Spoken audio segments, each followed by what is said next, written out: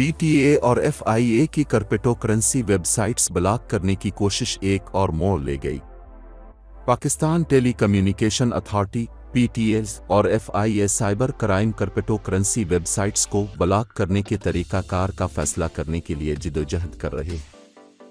PTA ने FIA cyber crime wing को खत लिखकर लिंक्स और इस कानून के बारे में मजीद मालूमात तलब की है जिसके तहत क्रिप्टो करेंसी वेबसाइट्स को ब्लॉक किया जा सकता है।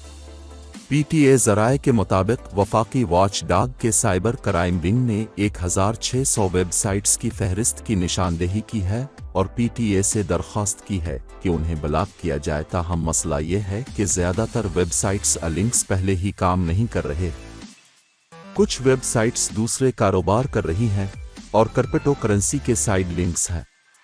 मजीद बड़ा इलेक्ट्रॉनिक क्राइम्स की रोकथाम एक्ट 2016, फॉरेन एक्सचेंज रिमिटरेशन act 1947, FERA anti money laundering act 2010 AML का कोई सेक्शन नहीं है जो क्रिप्टो करेंसियों के गैर कानूनी इस्तेमाल या गलत इस्तेमाल से मुताल्लिक हो।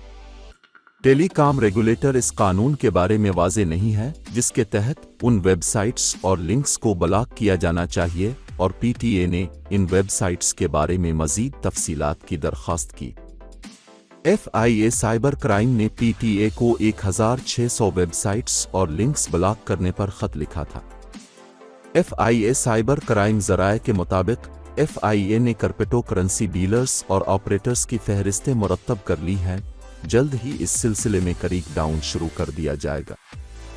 FIA ज़राए का दावा है कि तहकीकात में कोई पेशरफ्त नहीं हुई है क्योंकि टेक्नोलॉजी की तफहीम भी एक मसला है।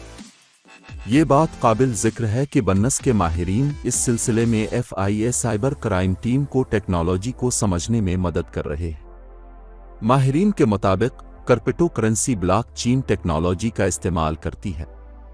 जो क्रिप्टो करेंसी के मामलात की तहकीकात करना चाहता है इसे ब्लॉकचेन टेक्नोलॉजी का इल्म होना चाहिए। मुस्तकबिल में इन मामलात की तहकीकात के लिए FIA साइबर क्राइम विंग में ब्लॉकचेन माहिरीन की ज़रूरत होगी। याद रहे कि वफाकी तहकीकाती एजेंसी ने चंद हफ्ते कबल एक जारी घोटाले के खिलाफ मुतअद्दिद शिकायत मौसूल होने के बाद मुजरिमाना तहकीकात का आगाज़ किया था जिसमें सरमायाकारों को बनस वॉलेट से नामालूम फरीक सालिस के बटवे पर फंड्स भेजने में गुमराह करना शामिल था।